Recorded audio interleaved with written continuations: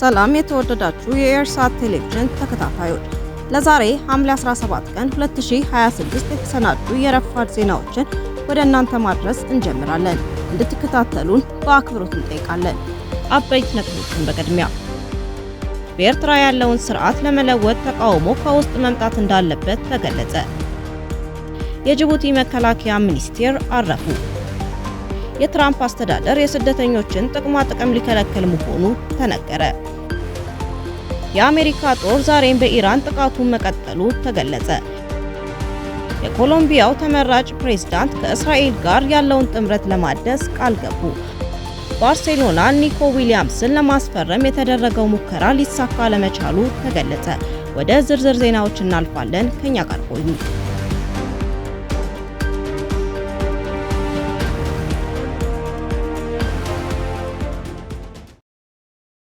በኤርትራ ያለውን ስርዓት ለመለወጥ ተቃውሞ ከውስጥ መምጣት እንዳለበት ተገለጸ። በኤርትራ ባለፉት ከ35 ዓመታት በላይ መንግስት የለም፣ ሁሉም የሚቆጣጠር የፈለገውን የሚያደርግ አይሆንም የሚለው ሰው የሌለ አንድ ሰው ብቻ ነው። በዚህ ምክንያት በኤርትራ ያለውን ስርዓት ለመለወጥ ተቃውሞ ከውጭ ሳይሆን ከውስጥ መነሳት አለበት ያሉት ዶክተር ታጋይ አስፋው ተከስተ ናቸው። ዶክተር ታጋይ አስፋው ከኤርሳት የቴሌቪዥን ጣቢያ ጋር ባደረጉት ሰፊ ቃለ መጠይቅ በኤርትራ መንግስት ስለሌለ በኃላፊነት ልትወቅሰው አትችልም ሲሉ ገልጸዋል። መቼም ተዛሕዝ እንታይ መስለክ ንሕና ክሳዕ ሕጂ መንግስቲ ክንፈትሕ ኣይከኣልና ኣብ ኤርትራ መንግስቲ ኣሎ ክትብል ኣይትኽእልና። መንግስቲ እንተዝህሉ ብሓላፍነት ክከሶ ትኽእል ኢኻ። እዚ ግን የለን መንግስቲ ሓደ ሰብ ኣሎ ንኩሉ ዝቆፃፀር ንኩሉ ዝግብት ድላዩ ዝገብር ኣይፋል ዝብሎ ዘይብሉ ሓደ ሰብ ኣለና። እቲ ካልእ ግን ከማና እዩ ሕጂ ኣብ መወዳእታ እዚ ዘሎ ናይ ኢሳያስ ኣካይዳ ኣበይ ከብፅሓና እዩ እንዳልክኒ ኣብዚ ሕጂ ዘላታ ብፅሒና ኣሎ ክሳዕ ሕጂ ድሕሪ ሕጂ ኸ ድሕሪ ሕጂ ግን እቲ ኩነታት እናተቐየረ ይኸይድ ኣሎ። ዓለም ምስ ዕድመ ናይቲ ቃልሲ እናተቐያየረ ኸይድ ስለ ዘሎ ዋላ ዓለም እውን ርእይቶ ክህልዎም። ታጋይ አስፋው የኢሳያስን አካሄድ እስካሁን አይተነዋል። ነገር ግን የዓለምና የአካባቢያችን ሁኔታዎች እየተቀያየሩ በመሆናቸው በዚህ ሁኔታ ሊቀጥል አይችልም ብለዋል። በተለይም አሁን ካለው የአሜሪካና የኢራን ውጥረት እንዲሁም የቀይ ባህር አካባቢ ስጋት እየሆነ ከመምጣቱ ጋር ተያይዞ እኛ እንደ ኤርትራውያን የለውጥ ፈላጊዎች ምን ማድረግ እንዳለብን ማወቅ አስፈላጊ መሆኑን አስምረውበታል። ታጋይ አስፋው ለሁሉም የኤርትራ ህዝብ የሀገሪቱ ችግሮች መንስኤ የሆነውን ስርዓት ለመለወጥ ተቃውሞ ከውስጥ መነሳት እንዳለበት፣ ለውጡን የሚመሩትም ከውስጥ መውጣት እንዳለባቸውና በውጭ ያለው ኃይል ደግሞ በውስጥ ካለው ኃይል ጋር የሚገናኝበትን መንገድ ሊፈጠር እንደሚገባ ገልጸዋል። ንሕና ክንኣምኖ ዘለና እንታይ ተቃልሲ ካብ ውሽጢ እዩ ክመፅእ ዝኽእል። ካብ ውሽጢ ስለ ዝመፅእ ከዓ እቲ ነቲ ለውጢ ዝመርሑ ካብ ውሽጢ እዮም ክመርመሩ ዘለዎ። ኣብ ግራም ኮይንካ ለውጣት ምፅእ ኣይትኽእልና። ስለዚ እዚ ኣሚንና ነቲ ተቃውሞ ናብ ውሽጢ ዝተማእዘነ ክኸውን ኣሎ። ነቲ ናይ ውሽጢ ዘሳትፍ ዘተባብዕ ዝምህር ዝነቃቅሕ ክኸውን ኣሎ። ኣብ ግራም ኮይንካ ጭርሖታት ወላ ዝተፈላለየ ኣዋጃት ምውፃእ ትርጉም የብሉን። እቲ ህዝቢ ኣብ ውሽጢ ዘሎ እቲ ለውጢ ዘምፅእ ከዓ ኣብ ውሽጢ ዘሎ። ዶክተር አስፋው የትግል ስልቱ መለወጥ እንዳለበትና ትግሉ ከውስጥ ሲነሳ የተሻለ ውጤት እንደሚኖረው እንደሚያምኑ በመግለጽ የውጭ ኃይሎች ሚና ደግሞ መደገፍና ማጠናከር ላይ መሆን እንዳለበት አስምረውበታል። በኤርትራ ከጥንት ጀምሮ መንግስት እንደነበርና ኤርትራ የምትባል ሀገር ከጦርነት በኋላ ነው የተፈጠረችው የሚለው ከኢትዮጵያውያን ዘንድ የሚመጣ ትረካ ከእውነት የራቀ መሆኑን ዶክተር አስፋው በማስረጃ የተደገፈ ሀሳብ አቅርበዋል። ዶክተር አስፋው በፌዴሬሽኑ ወቅት በኤርትራ ፓርላማ የነበረው መንግስት እንደነበርና ይህም ለኤርትራ ህዝብ ከሁሉ የተሻለና ምቹ ጊዜ እንደነበረ አብራርተዋል። አይማሩን ኩም ሲባሪዮም አይማሩን የሚፈትብል እንበሪ ብሓሸ ከም ምሳክ ትሪኦ ከለካ ሃይለ ስላሴ ነይሩ ኣብ መጀመርያ ብፍላይ ነታ ፌደሬሽን ምቕባሉ ንሳ ደይዋፅኦም ምዃኑ ፈሊጡ እዩ ገይርዋ። ግን ሓደ ስጉምቲ ንቅድሚት እያ ነይራ ንሳ። ዓና ንኤርትራውያን ብውሕዱ ናትና መንግስቲ ናትና ፓርላማ ኮተሲ ከም መንግስቲ ናብ ፋንክሽን ንግብ ከምኡ ስለዝነበረ ኣብቲ መጀመርያ ብፍላይ ኤርትራ ብቁጠባ ወላ ብኩሉ መዳይ ተወንጭፋ كلنا زم نتفدريشن دركبنا اتي زطعم غزينا ኤርትራውያን አቲ نتفدريشن غزينا ማናዶ ከመደለ መንግስት የምገርም ከባዶ ተበግሶም መደለ መንግስት ይገርም ኮራፕሽን አይደበር ጽሩይ ስርዓት ይነሩ ከኩሉ ትምህርት ፋፊሃው አገልግሎት ሕክምና በኮተሲ ጽቡ አባጋግሳው ተበግሶም በመጀመሪያው የኤርትራ መንግስት ወቅት ሙስና እንዳልነበረ ትምህርትና ሌሎች መሰረታዊ አገልግሎቶች የተስፋፉበት ጊዜ እንደነበረ ያስታወሱት ዶክተር አስፋው በፌዴሬሽኑ ወቅት የነበረው መንግስት የኤርትራን ህዝብ የሚያከብርና ወደ ህዝብ የቀረበ ስርዓት እንደነበረም ተናግረዋል። በመጨረሻም ዶክተር አስፋው በአጼ ኃይለ ሥላሴም ሆነ በደርግ ስርዓት ላይ የተጀመረው ተቃውሞ በፌዴሬሽኑ ወቅት በነበሩት የኤርትራ መንግስት መሪዎች ጭምር የተመራ እንደነበር ገልጸዋል።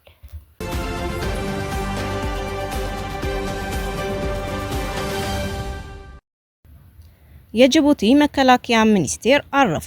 የጅቡቲ መከላከያ ሚኒስቴር ሐሰን ኦማር መሐመድ ቦርሃን በፈረንሳይ ፓሪስ በሚገኝ ሆስፒታል ሕክምና ሲያገኙ ቆይተው ማረፋቸውን ከጅቡቲ የወጡ ሪፖርቶች ትናንት ሐሙስ አስታውቀዋል።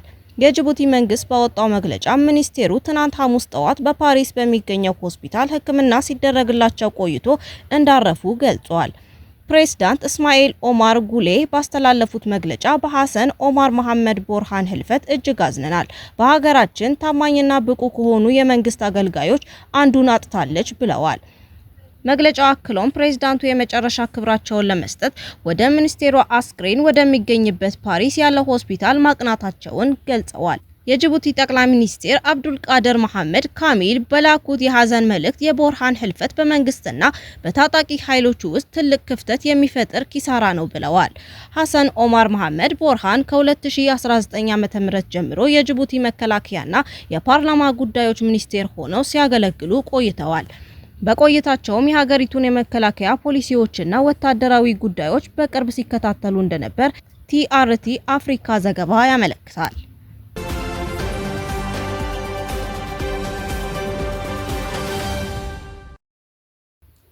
የትራምፕ አስተዳደር የስደተኞችን ጥቅማ ጥቅም ሊከለከል መሆኑን ተነገረ። የትራምፕ አስተዳደር እንደ የምግብ እርዳታ ኩፖን፣ የነጻ ሕክምና ሽፋንና የመኖሪያ ቤት ድጎማ የመሳሰሉ የህዝብ ጥቅማ ጥቅሞችን በሚጠቀሙ ስደተኞች ላይ የቋሚ መኖሪያ ፈቃድ ግሪን ካርድ ሊከለክል የሚያስችልበትን ህግ ዳግም ሊተገበር ነው። በመንግስት ላይ ጥገኛ መሆን በሚል የሚታወቀው የፖሊሲ ሐሙስ ዕለት በፌዴራል መዝገብ ላይ የወጣ ሲሆን ሐምሌ 20 በይፋ ታትሞ ከመስከረም 18 ጀምሮ ወደ ትግበራ ይገባል። በህጉ መሰረት ለቋሚ መኖሪያ ፈቃድ የሚያመለክቱ ግለሰቦች በሀገሪቱ ላይ ሸክም ወይም የመንግስት ጥገኛ እንደማይሆኑ ማረጋገጥ ይጠበቅባቸዋል። ይህ ፖሊሲ ለመጀመሪያ ጊዜ በየካቲት 2020 በፕሬዝዳንት ዶናልድ ትራምፕ የመጀመሪያው የስልጣን ዘመን ህጋዊ ስደትን ለመገደብ ከተወሰዱ እርምጃዎች አንዱ ሆኖ የተተገበረ ቢሆንም የዲሞክራቱ ፕሬዝዳንት ጆ ባይደን ወደ ስልጣን ሲመጡ ተሽሮ ነበር። አሁን ዳግም የተመለሰው የሪፐብሊካኑ አስተዳደር ህገወጥም ሆነ ህጋዊ ስደትን ለመግታት ጠንካራ ፖሊሲዎችን ተግባራዊ እያደረገ ባለበትና የጤና እንዲሁም የምግብ ዋጋ እያሻቀበ ባለበት ወቅት ነው። የአሜሪካ ዜግነትና የኢሚግሬሽን አገልግሎት በኤክስ ማህበራዊ ሚዲያ ገጹ ላይ ባወጣው ጽሁፍ የፌዴራል መንግስት በራስ መተማመንን የማሳደግ የህዝብ ሀብትን የመጠበቅና ጠንክረው በሚሰሩ አሜሪካውያን ግብር ከፋዮች ጫንቃ ላይ ጥገኝነትን የሚያበረታቱ ፖሊሲዎችን የማቆም እርምጃ መሆኑን አብራርተዋል። የአስተዳደሩ የኢሚግሬሽን እርምጃዎች በህገወጥ ስደተኞች ማባረርና በድንበር ቁጥጥር ላይ ብቻ ያተኮሩ ሳይሆኑ በህጋዊ መንገድ በሚኖሩ ስደተኞችና የተለያዩ የዜግነት ደረጃ ባላቸው ቤተሰቦች ወላጆች የውጭ ዜጎች ሆነው አሜሪካ ውስጥ የተወለዱ ልጆች ባሏቸው ቤተሰቦች ላይ የሚያነጣጠረ ነው። የፌዴራል ህግ ከዚህ ቀደም ቢሆን ቋሚ መኖሪያ ወይም ህጋዊ ፍቃድ የሚፈልጉ ሰዎች የመንግስት ጥገኛ እንደማይሆኑ እንዲያረጋግጡ የሚጠይቅ ቢሆንም የትራምፕ አስተዳደር አዲሱ ህግ ግን የክልከላ ምክንያቶችን ይበልጥ ያሰፋዋል። አዲሱ ህግ ክልከላ የሚያስከትሉትን የጥቅማ ጥቅም መርሃ ግብር በስም ዝርዝር አያስቀምጥም። በምትኩ ህጉን የሚያስፈጽሙ ኃላፊዎች የስደተኛውን አጠቃላይ ሁኔታ መሰረት በማድረግ ግለሰቡን እንደሚመዝኑ ተገልጿል። ይህም ኃላፊዎቹ በግላቸው ውሳኔ እንዲሰጡ ሰፊ ስልጣን የሚሰጥ ነው። የህጉ መመለስ በስደተኞች መብት ተሟጋቾች ዘንድ ከፍተኛ ቁጣን ቀስቅሷል። ማናት ሄልዝ የተሰኘ የጤና አማካሪ ቡድን እንዳሰላው ይህ ፖሊሲ እስከ 26 ሚሊዮን የሚደርሱ ሰዎች በፌዴራል ህገ መንግስት ህጋዊ መብት ያላቸውን የጤና፣ የምግብ እና የመኖሪያ ቤት ድጋፎችን እንዳያገኙ ፍርሃት ሊፈጥርባቸው ይችላል። ከነዚህ ውስጥ ግማሽ ያህሉ አሜሪካዊ ዜግነት ያላቸው ልጆች ወይም ጎልማሶች ናቸው። የስደተኞች ፖሊሲ ተቋም በ2020 በወጣው ጥናት መሰረት በህጉ ምክንያት በእርግጥም የቋሚ መኖሪያ ፈቃድ ሊከለከሉ የሚችሉት ሰዎች ቁጥር ከ1 በመቶ በታች ከ167,000 የማይበልጥ ቢሆንም በስደተኞች ማህበረሰብ ላይ የሚፈጥረው የስነ ልቦና ጫናና ፍርሃት ግን እጅግ ከፍተኛ እንደሆነ አስታውቋል። የስደተኛ ቤተሰቦችን የመጠበቅ ጥምረት ዋና ዳይሬክተር የሆኑት አድሪያን ካዴና ውሳኔውን አውግዘዋል። ይህ ደንብ በስደተኛ ቤተሰቦች ላይ የተቃጣ ቀጥተኛ ጥቃትና በሀገራችን የጤናና የኢኮኖሚ ደህንነት ላይ የተደቀነ ስጋት ነው ብለዋል። በብሔራዊ የኢሚግሬሽን ህግ ማዕከል ከፍተኛ የፖሊሲ አማካሪ የሆኑት ሳራ ክሪገር በበኩላቸው ህጉ ስደተኞችን ወደ ሐኪም ቤት ለመሄድ ከገበያ ምግብ ለመግዛትና ግብር ለመክፈል ጭምር እንዲፈሩ የሚያደርግ ነው ብለዋል። አክለውም በዚህ አዲስ ህግ አሜሪካን ጥቂት ለሆኑ ነጭና እጅግ ሀብታም ለሆኑ ሰዎች ብቻ የምትመች ሀገር ለማድረግ በማሰብ ፍርሃትና ትርምስን እየዘሩ ነው። ህጉም ጥልቅ ጉዳትን ከማድረሱ በላይ የህግ ጥሰት ነው በማለት ጠንካራ ትችታቸውን ሰንዝረዋል።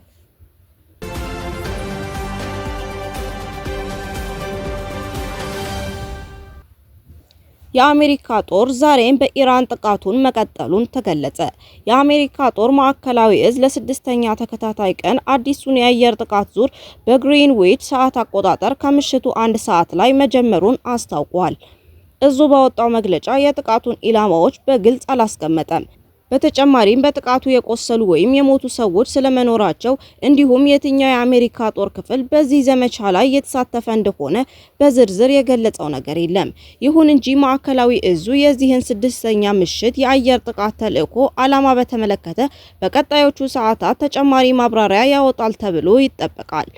በሌላ በኩል አሜሪካ በኢራን ወደቦች ላይ የጣለችውን የባህር ላይ ትራንስፖርት እገዳ ለማስፈጸም ከምታደርገው እንቅስቃሴ ጋር በተያያዘ የአሜሪካ ባህር ኃይል በሆርሙዝ የባህር ሰርጥ ለሚያልፉ የንግድ መርከቦች የትብብር ጥበቃ ወይም ማጀብ እያደረገ ለመሆኑ ተገልጿል። ይህ የጦር ዘመቻ ሙሉ በሙሉ ያተኮረው ወደ ኢራን ወደቦች በሚገቡና በሚወጡ የትራንስፖርት እንቅስቃሴዎች ላይ ብቻ ነው። ከዋይት ሃውስ በተሰጠው ትዕዛዝ መሰረት የአሜሪካ ጦር አጠቃላይ ጥረቱንና ትኩረቱን በዚህ የዘመቻው ክፍል ላይ ብቻ ለማድረግ እየሰራ መሆኑን መረጃው ያመለክታል።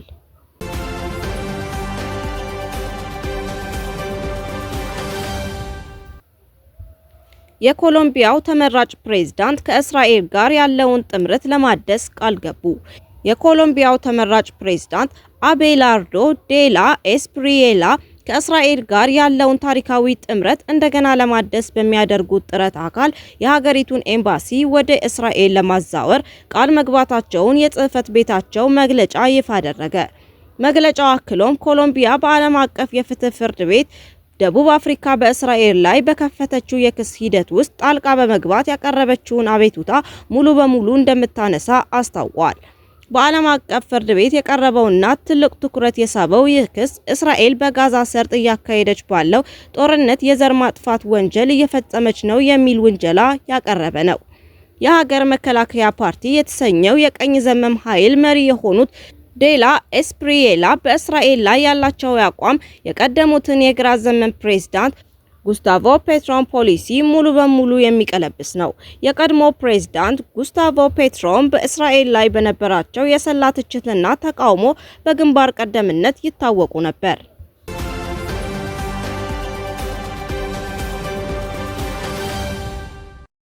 ሊዮኔል ኒኮ ዊሊያምስን ከአትሌቲክ ክለብ ለማስፈረም ጥረት አድርጎ ሳይሳካለት ከቀረ ተጫዋቹ የረጅም ጊዜ የኮንትራት ማራዘሚያ ከፈረመ 1 ዓመት አልፎታል። ከአንድ ጫና ፈጥሮ እንደነበር አምኗል። ያሳለፍኩት ዓመት የተለየ ነበር። በጣም ከባድ ክረምት ነበረ። በእኔና በቤተሰቤ ላይ ብዙ ጫና ነበር። በመጨረሻም ይህን ሁሉ ማሳለፍ ቀላል አልነበረም ሲል ስፔናዊው ኢንተርናሽናል አስረድቷል። የአትሌቲክ ክለብ አምበል የሆነው ወንድሙ ኢናኪ የማያቋርጡ ግምታዊ ወሬዎች በኒኮ ሕይወት ላይ ትልቅ ለውጥ ሊያመጣ የሚችልን ውሳኔ አስመልክቶ ኢፍጣር ከእረፍት ሲመለስ የመኪናው መስታወት ተሰባብሮ ማግኘታችን አስደንጋጭ ነበር ብሏል። በተጨማሪም በየቀኑ የሚወጡ የሚጣረሱ መረጃዎች ነገሩን ይበልጥ አወሳስበውት እንደነበር አብራርቷል። አንድ የስፖርቲንግ ዳይሬክተር አንዱን ሲናገር በትዊተር ላይ ያለ ነበር። በቪዲዮ ደወለልኝና ኢናኪ እዚህ ለመቆየት ወስኛለሁ አለኝ። እኔም እየቀለድክ ነው እንዴ አልኩት። ከዚያም ለባለቤቴ ይህ ልጅ አድጓል፣ ወንድሜ ከእንግዲህ ህፃን አይደለም አልኳት ሲል ኢናኪ ሚስጥሩን አጋርቷል። ከአንድ ዓመት በኋላ ባርሴሎና እሱ ሳይኖር የላሊጋውን ዋንጫ ቢያነሳም ኒኮ በመረጠው መንገድ ላይ ምንም አይነት ጥርጣሬ እንደሌለው ይናገራል። ትክክለኛውን ውሳኔ ነው የወሰንኩት፣ 5 የሻምፒዮን ሊግ ወይም 2 ያላለም። ውድ የሪሳት ቴሌቪዥን ተከታታዮች ለዛሬ ረፋድ የተሰናዱ ዜናዎቻችንን በዚሁ አበቃን። በቀጣይ እስከምንገናኝ መልካሙን ሁሉ ተመኘን። ሰላም።